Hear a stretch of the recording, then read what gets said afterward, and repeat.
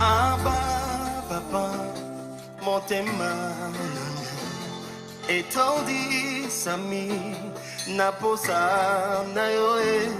Abba, papa, molimo nanga ezo ganga koluka yoe nana koti kateo kotambola na yo osambo temananga kolanda yoe nana kolembateo kongumba mela yo tina bomo idanga.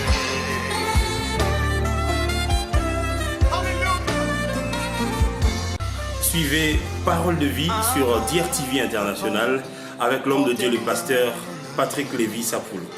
Dieu vous bénisse abondamment. Bien-aimés, nous voulons bénir le Seigneur qui a permis encore que nous puissions être là. Vous savez que la semaine passée, nous avons parlé du cœur et nous avons lu ce que le Seigneur nous enseigne dans sa parole pour que nous comprenions que nous pouvons que le servir avec notre cœur. Et Dieu, la semaine passée, nous a dit que nous devons nous examiner. Nous devons sonder nos voies. Un chrétien véritable, ce n'est pas quelqu'un qui avance dans l'aveuglement. Non, il faut certainement s'arrêter pour voir est-ce que la manière dont tu sers Dieu est conforme à sa volonté.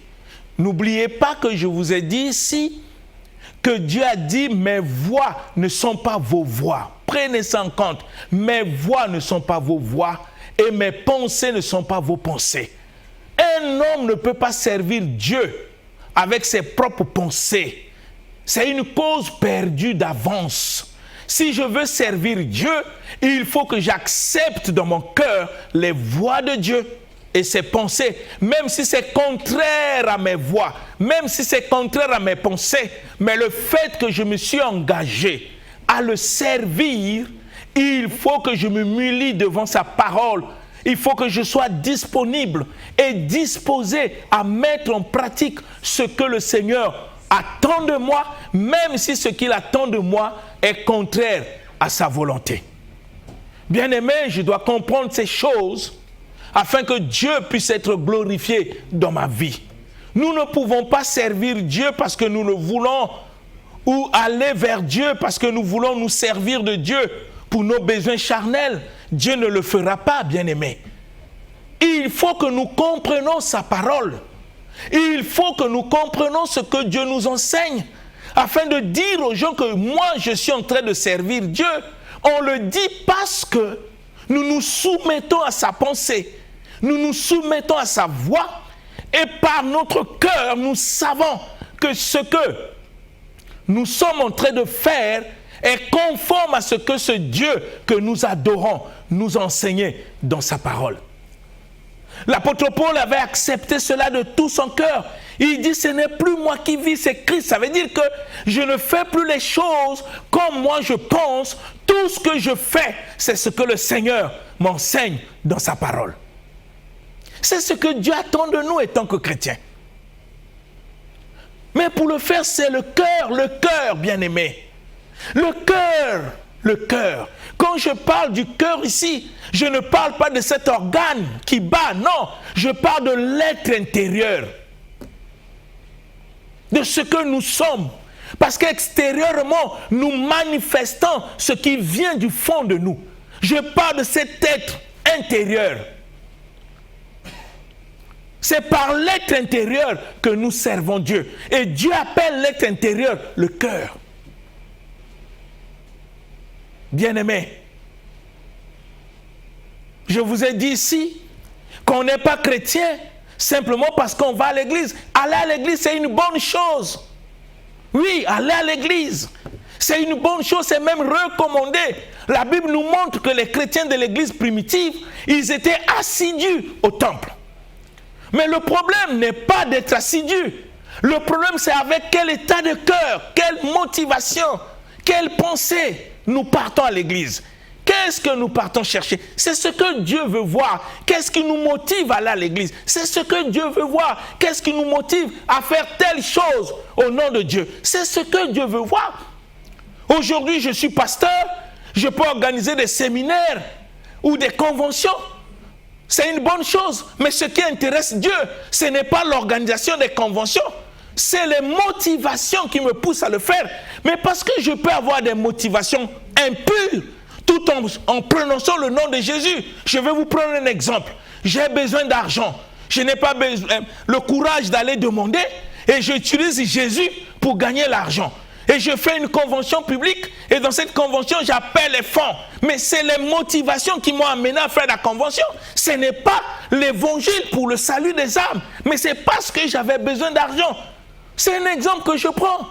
Donc, malgré que j'ai fait une convention, j'ai fait des appels de fonds, Dieu sait que les motivations qui m'ont poussé à faire la convention ou la croisade n'étaient pas l'évangile pour le salut des âmes, mais je l'ai fait dans le but d'avoir l'argent. Donc je parle de ces choses-là. Ça dit tout ce que nous pouvons poser comme acte, ça peut apparaître bien beau devant les hommes, mais Dieu ne voit pas ça. Dieu voit quelles sont les motivations qui nous ont poussés à faire de telles choses. Qu'est-ce que nous cherchons? Est-ce que c'est la gloire du Seigneur? Est-ce que c'est le salut des âmes? Ou parce que nous avons besoin de quelque chose pour notre propre vie? Ou nous avons besoin de l'honneur? Je peux faire des croisades, des conférences pour que les gens sachent que j'existe, pour que les gens sachent qu'il y a un grand pasteur comme les autres. Mais si ce sont les motivations qui m'animent, bien aimé, devant Dieu, ces choses ne sont que vanité des vanités. Je dis souvent, étant que chrétien, nous devons chercher à apparaître devant Dieu dans une vie qui est conforme à sa volonté, et c'est Dieu lui-même qui va nous présenter au monde. Mais pas le contraire. C'est des choses qui doivent être en nous, et nous devons les comprendre. Si nous voulons servir Dieu en esprit, en vérité, ce n'est pas des simples confessions, bien-aimés. Parce qu'on a l'habitude de dire des choses dans notre bouche, mais notre cœur n'est pas attaché. Regardez le livre de Jacques, chapitre 1, verset 26. Jacques, chapitre 1, le verset 26. Jacques, chapitre 1, au verset 26, nous allons le Seigneur. Amen.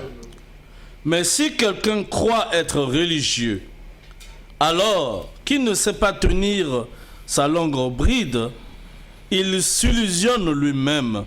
Sa religion ne vaut rien. Amen. Amen.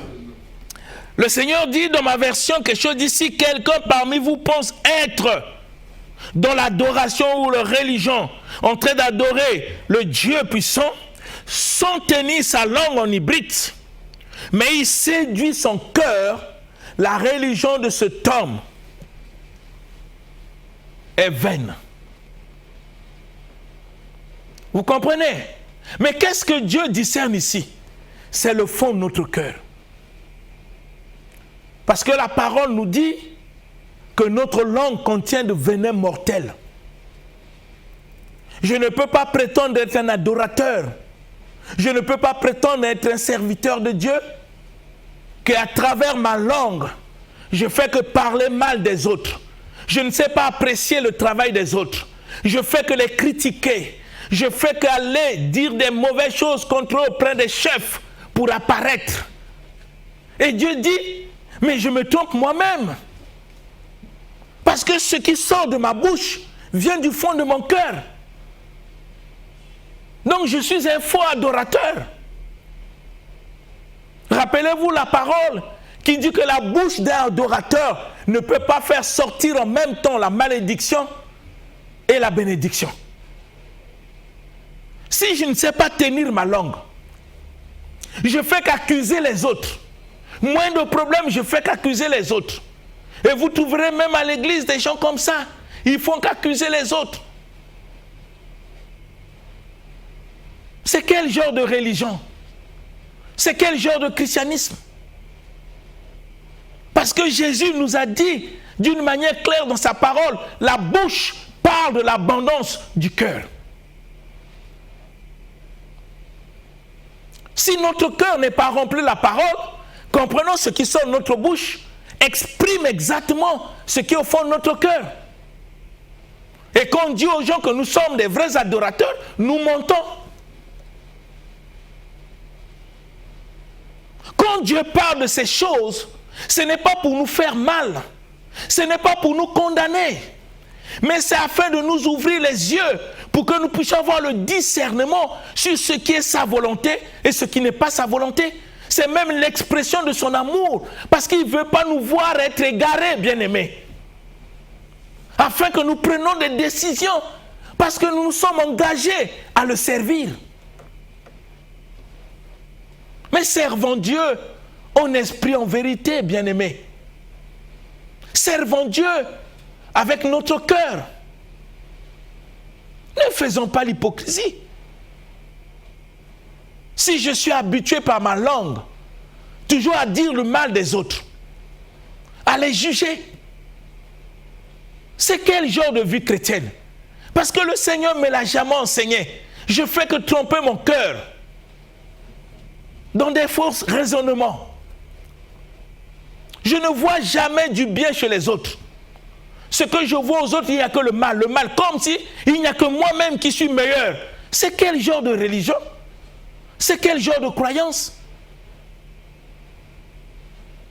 Apprenons, bien-aimés, à parler du bien des autres.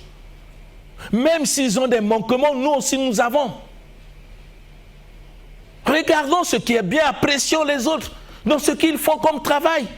Parce qu'on est des chrétiens, laissez l'expression de notre cœur s'exprimer. Quand notre cœur est rempli de la parole de Dieu, nous ne pouvons pas parler mal des autres. Nous devons que les soutenir, les aider. Sinon, notre religion est vaine devant Dieu.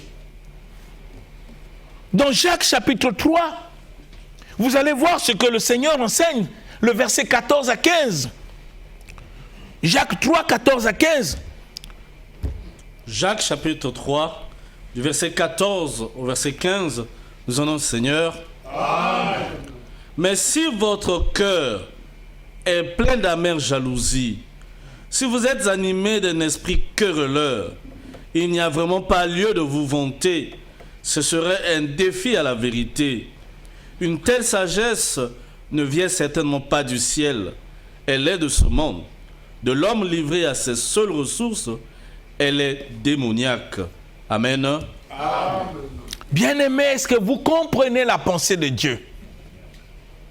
Vous comprenez la pensée de Dieu? Le Seigneur dit, mais si vous avez dans votre cœur un zèle amer et un esprit de dispute, de parti, de jalousie, si vous avez dans votre cœur un zèle amer, vous savez, le zèle amer, ce sont des personnes qui veulent apparaître devant les gens, montrer qu'ils font quelque chose, mais au fond de leur cœur, c'est vide. Un zèle amer, parce qu'on veut apparaître devant les hommes, on veut montrer aux hommes que nous connaissons. C'est un zèle amer, et qu'au fond de notre cœur, qu'est-ce qui se match? Nous avons au fond de notre cœur un esprit de concurrence, un esprit de querelle, un esprit de parti pris qui anime notre cœur. Nous faisons tout pour des intérêts charnels. Dieu appelle ça le zèle amer. Ça se trouve où? Au fond de notre cœur. Si vous avez dans votre cœur un zèle amer, combien dans nos églises vous trouverez des chrétiens qui ont du zèle amer? Il y a même des chrétiens qui attirent l'approbation du pasteur pour que le pasteur puisse penser que vraiment j'ai des éléments. Mais il faut voir le fond de leur cœur. Bien-aimés pasteurs, n'appréciez pas les gens par leur zèle extérieur. Laissez Dieu vous amener à discerner le fond de leur cœur. Vous allez connaître des personnes. Et vous allez voir parfois des personnes zélées à l'église, auxquelles on a donné tellement confiance. Parfois, ce sont les premières personnes à se rebeller. Mais parce qu'ils n'ont pas manifesté l'état de leur cœur, ils ont voulu apparaître pour attirer l'approbation des hommes. Parce qu'au fond de leur cœur, ils ont un but à atteindre. Et le but n'est pas Christ. Vous comprenez? C'est ainsi que Dieu parle du zèle amer. Comment quelqu'un qui peut être zélé pour le Seigneur, en même temps, c'est lui qui crée des disputes, c'est lui qui crée des querelles, c'est lui qui divise les amis, c'est lui qui raconte des mauvaises choses contre les autres. C'est lui qui juge, c'est lui qui critique les défauts. Il a oublié même la parole. Qu'est-ce que la parole nous enseigne, bien-aimé? Quand tu vois ton frère dans le péché, Dieu ne te dit pas de le critiquer, mais Dieu dit qu'il faut prier pour lui, afin que Dieu puisse lui redonner la vie. Chose que tu ne peux pas faire, mais tu veux nous montrer que tu as le zèle pour Dieu. Ton zèle est basé sur quoi exactement? Parce que si le zèle était basé sur la parole, tout ce que tu pouvais faire, c'est manifester dans ton comportement la parole de Dieu. De quel zèle tu parles? Tu prétends dire aux gens que tu aimes Dieu. Tu prétends dire aux gens que tu sers, tu es ponctuel en tout, oui. Mais c'est quel zèle? Comment tu peux gérer la nuit et le jour? Il y aurait éclipse dans ta vie. Tu ne peux pas prétendre être zélé pour le Seigneur. Quelqu'un qui est zélé pour le Seigneur, c'est une personne qui s'est disposée à mettre en pratique la parole par sa conduite, son comportement, son langage. Quand les gens l'écoutent, ils voient la parole de Dieu. Voilà le véritable zèle. Mais si on fait semblant d'un faux zèle pour attirer l'attention des gens vers toi, pour que les gens sachent que tu travailles bien, tu fais bien, mais dans le cœur, il y a quoi? Tu es le premier à diviser. Rappelez-vous la parole de Dieu, qu'est-ce que Dieu dit? Un rapporteur divise. Toi qui te prétends être zélé, tu es un grand rapporteur, tu fais que rapporter la vie de tout le monde. Tu connais la vie de tout le monde, sauf la parole de Dieu. Et Dieu appelle ça un zèle amer. Le zèle amer. Et tu as toujours un esprit de parti. Tu crées des petits groupes dans un milieu, même au milieu du travail. Tu veux diviser des gens, mais tu es chrétien. Au lieu d'être un exemple, au lieu d'être cette lumière du monde, le véritable sel, non, tu es celui qui divise. Et là où tu travailles, tout le monde sait que tu pries, mais ils sont étonnés de ton comportement. Quelqu'un qui prie, qui va à l'église, il tient la Bible, mais au niveau de travail, c'est lui qui divise, c'est lui qui crée des querelles, c'est lui qui forme des esprits de parti, c'est lui qui critique les autres. Comment les gens peuvent croire à ta chrétienté? C'est ce que la Bible appelle le zèle amer. Un zèle qui attire l'approbation des hommes. Et comment Dieu qualifie ce zèle? Il dit ce zèle-là est amer. Et quand tu as un zèle amer comme ça, Dieu dit il ne faut pas te glorifier. Il ne faut pas te glorifier. Et ne mens pas contre la vérité. La vérité, c'est l'évangile. La vérité, c'est la parole de Dieu. Ne mens pas, ne dis pas aux gens que tu es chrétien, tu es un menteur. Ne défie pas la vérité par ton zèle amer. Ne fais pas croire aux gens ce que tu n'es pas dans le Seigneur. C'est ce que le Seigneur nous dit. Si dans ton cœur, tu as un zèle amer, le zèle amer vient du fond du cœur, il y a un but qu'on cherche, charnel. Et comment Dieu qualifie cela? Dieu dit, cette sagesse du zèle ne vient pas du ciel. Non, ça ne vient pas du ciel. Cet état d'esprit, cette manière d'être ne vient pas d'en haut. Et Dieu le qualifie, dit, ça vient d'où? Il dit que le zèle là est charnel, terrestre, animal. Et il termine pour conclure, diabolique. Est-ce que tu peux être fier? Si Dieu lui-même te qualifie, ce n'est pas un pasteur qui te qualifie. Ce n'est pas un apôtre ou un prophète, c'est Dieu lui-même par les Écritures. Il dit, quand tu sens toi ce zèle au fond de ton cœur, tu veux apparaître, en même temps c'est toi qui divises, en même temps c'est toi qui crée des querelles, en même temps c'est toi qui crée des esprits de parti. Et tant que le Dieu que nous servons ne fait exception de personne, mais toi tu choisis, tu divises les gens. Dieu dit le zèle qui t'anime, malgré que tu le sers, est terrestre, animal, charnel et diabolique. Donc dire aux gens, au moment où tu sais que c'est comme ça que tu agis, que je sers Dieu, tu es en train de mentir contre la vérité. Vous comprenez pourquoi nous devons prendre conscience de qui nous sommes dans le Seigneur. Ça ne s'imagine pas. La foi n'est pas l'imagination, bien-aimé. Je suis désolé, parce que les gens pensent que la foi c'est l'imagination. Non, la foi c'est la vie de la parole. Et celui qui vit dans la foi est conscient de ce qu'il est. Rappelez-vous de ce que l'apôtre Paul, l'apôtre Jacques a dit. Il dit, montre-moi ta foi sans les œuvres. Quand on parle des œuvres de la foi, on ne voit pas seulement les miracles. On voit d'abord ton comportement, ce que la parole a fait dans ta vie. Ça fait partie des œuvres de la foi, parce que la foi, elle vient de ce qu'on entend. Et ce qu'on entend vient de l'écoute de la parole de Christ. Si j'entends et que j'écoute, je dois me disposer à mettre en pratique. Ça, c'est l'œuvre de la foi. Si j'étais voleur et que Dieu me dit ne vole plus et que j'ai écouté et je me dispose à ne plus voler et qu'à partir de ce jour je ne vole plus, ça c'est l'œuvre de la foi parce qu'elle vient de ce que j'entends. Les miracles sont des accessoires. La foi doit commencer par la transformation de ma propre vie. La foi n'est pas l'imagination. Oh non, par la foi, de quelle foi?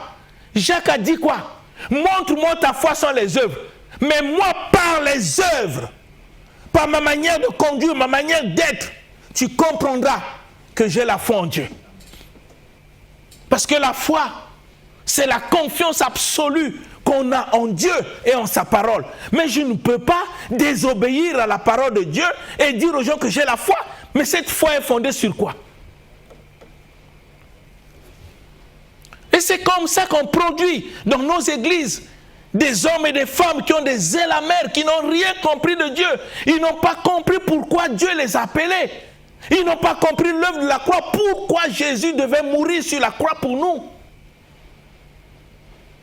Vous pensez que quand Jésus est venu sur la terre, quel est le premier message de l'évangile? C'est la repentance. Qu'est-ce que ça veut dire la repentance? C'est prendre une décision de changer. Voilà le premier message de l'évangile. Mais si dans mon cœur, je garde mes habitudes charnelles, avec le zèle amer, j'amène l'esprit de division au sein de l'église, l'esprit de critique, de calomnie. De quel Dieu je parle? De quel zèle je parle? De quelle foi? Dieu lui-même qui a créé le ciel et la terre qualifie ce genre de comportement diabolique. Lui-même, ce Dieu. Comment tu peux être fier de te mettre les gens pour dire Seigneur, tu es ma vie, quand tu portes en toi un comportement diabolique? Comment? Par le zèle amer qui est au fond de ton cœur. Bien-aimé, essayons un peu de s'examiner. Examinons-nous. Le chrétien, c'est un homme conscient de la nouvelle vie qu'il a embrassée de Christ. C'est ainsi que la parole dit, quand nous sommes en Jésus, nous devenons une nouvelle créature. Les choses anciennes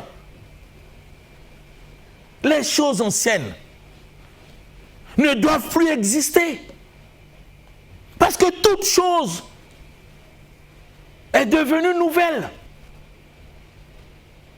Mais les gens, depuis qu'ils t'ont connu prier, ils constatent que tu es la même personne quand tu ne priais pas et la même personne quand tu pries. Il n'y a pas de changement. Il n'y a pas eu la repentance. Parce que la repentance doit amener au changement. Et le changement n'est pas caché, doit être visible. Que ceux qui t'ont connu au niveau de la famille, au niveau du travail, tes amis, vont constater, sans que tu puisses leur dire que tu pries, le véritable changement qu'opère la parole de Dieu dans ta vie. Parce que c'est le but qui t'amène à l'église, c'est de laisser la parole te transformer pour la gloire du Seigneur. Quel cœur, quel zèle nous possédons. Et le Seigneur dit, cette sagesse, cette manière de servir, ce zèle que nous avons est terrestre, charnel et diabolique. Dans le livre d'Éphésiens chapitre 6, nous lisons le verset 5 à 6, que dit le Seigneur. Éphésiens chapitre 6, du verset 5 au verset 6, nous allons, Seigneur. Amen. Vous, esclaves, obéissez à vos maîtres terrestres avec crainte et respect, avec droiture de cœur, et cela par égard pour le Christ. N'accomplissez pas votre tâche seulement quand on vous surveille, comme s'il s'agissait de plaire à des hommes, mais agissez comme des esclaves du Christ qui accomplissent la volonté de Dieu de tout leur cœur. Amen. Voyez, Dieu va même dans notre vie quotidienne. Au niveau du travail, nous sommes soumis à des chefs. Même si ce chef, je l'ai connu dans le monde, même s'il était mon ami, mais par ses fonctions, je lui dois du respect. Et tant que chrétien, Dieu dit, serviteurs, obéissez à vos maîtres. Obéissez à vos maîtres selon la chair, avec crainte et tremblement. Je dois avoir du respect pour mes chefs hiérarchiques. Je suis dans un travail, on m'a embauché quelque part, et tant que chrétien, je dois du respect à mes chefs. Je dois du respect à ceux qui sont placés devant moi. Sur le plan charnel, sur le plan humain. Parce que ma chrétienté n'est pas seulement à l'église. Même au travail, il faut qu'on sente que je suis différent. Parce que le Seigneur dit, il y aura une différence entre ceux qui le servent et ceux qui ne le servent pas. Je dois marquer cette différence au niveau du travail. Même si celui qui me dirige et que dans le monde avait des problèmes sérieux, le fait qu'il est mon chef et que moi je suis chrétien, accepter d'obéir à Jésus-Christ, comme la parole m'enseigne, mieux vaut l'obéissance que les sacrifices. Mais je le fais pour le Seigneur, même au niveau de mon travail. Je me soumets à mon chef. Chaque fois qu'il m'envoie, chaque fois qu'il me demande de faire des choses qui sont conformément au règlement intérieur qui régit le boulot, je l'obéis. S'il sort en dehors du règlement intérieur, ça devient ses propres choses, je ne le fais pas. Parce que je suis venu pour travailler et respecter les règles qui régissent le travail. Je ne dois pas être rebelle. Je ne dois pas qualifier mon chef de diabolique. Je ne dois pas qualifier mon chef de satanique. Parce que le Seigneur même nous dit, nous devons apprendre à vivre et à travailler, à supporter, même ceux qui ont le caractère difficile. Mais nous sommes chrétiens qu'à l'église. Mais au niveau du travail, il est difficile que nos collègues du travail réalisent que nous sommes des chrétiens. Parce que notre comportement laisse à désirer.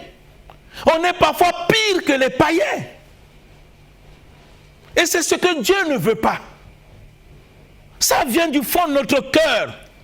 Nous devons les servir dans la simplicité de notre cœur, comme si nous étions en train de servir le Seigneur. C'est ce que Dieu dit, la simplicité du cœur. Je ne dois pas avoir des barricades dans mon cœur pour dire celui-là, qu'est-ce qu'il vaut? Celui-là, non, le fait qu'on l'a nommé pour me diriger, je dois donner ma contribution par l'obéissance afin que le travail puisse aller de l'avant. Si je mets les contraintes par rapport à mon cœur, parce que j'aime pas tel chef, parce que je le connais, parce que je trouve qu'il est comme ça, je deviens comme un obstacle à l'avancement du travail. Et devant Dieu, je pêche.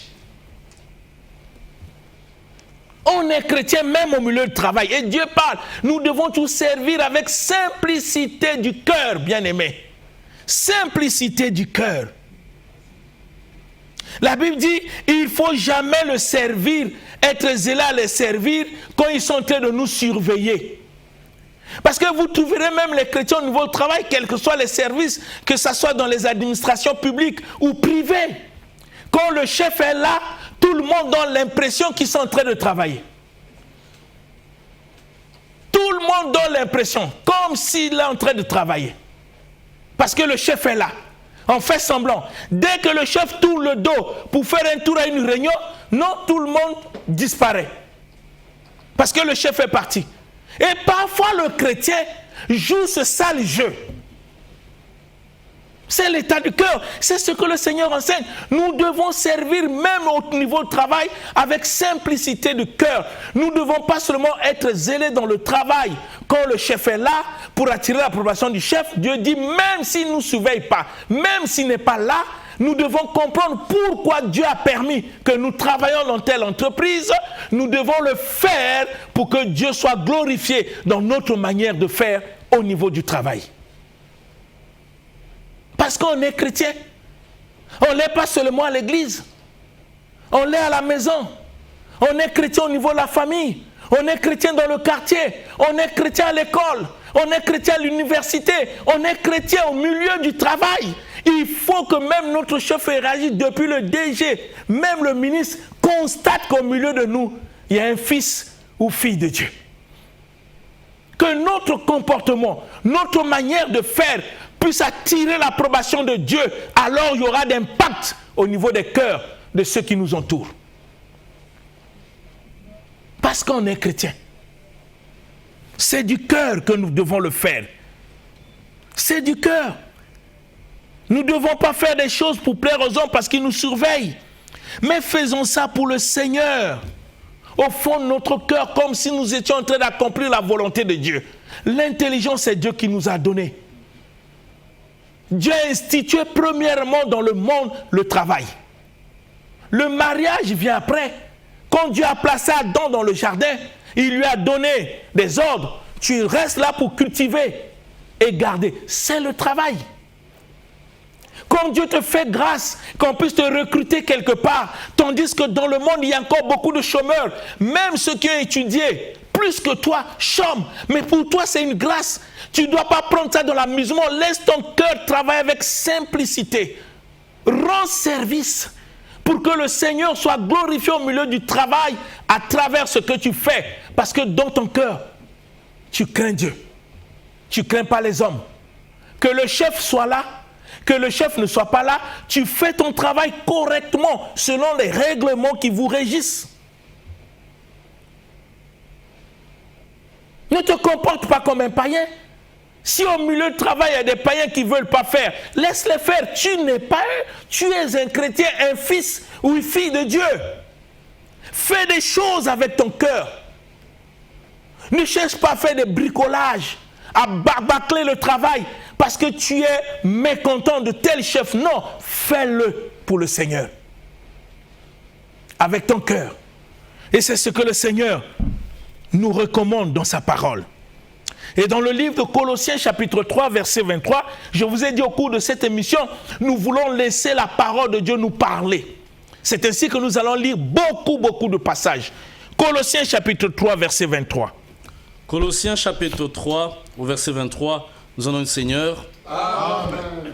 Quel que soit votre travail, faites-le de tout votre cœur, et cela par égard pour le Seigneur, et non par égard pour des hommes. Amen. Voyez comment le Seigneur nous enseigne en tant que chrétiens. Il tient compte du cœur, même au milieu du travail, il dit, et en tout ce que vous faites, faites-le de tout votre cœur, de toute votre âme, comme pour le Seigneur et non pour les hommes. Faites toutes choses de tout votre cœur. Ne faites pas des à peu près. Appliquez-vous dans ce que vous faites, parce que Dieu vous voit. Que ça soit au niveau du travail, applique-toi avec ton cœur. Ne fais pas le travail avec légèreté. Non, tu es un chrétien.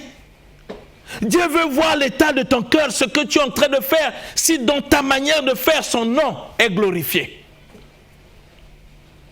Fais le travail de tout ton cœur. Ne sois pas des chrétiens boudeurs, parce qu'il y a un faux pas, parce que le chef t'a blâmé, parce que le chef a voulu te corriger publiquement, et que tu laisses ton cœur être emporté par l'amertume. Et alors, au lieu de faire le travail avec ton cœur, tu es en train de bâcler le travail. Ça, ce n'est pas chrétien. Ce n'est pas chrétien. Et demain, tu es à l'église en train de louer Dieu. Mais qu'est-ce que tu as fait au travail? Est-ce que tu as glorifié le Seigneur dans ta manière de faire? Est-ce que tu as fait des choses avec ton cœur, même si ton chef t'a blâmé?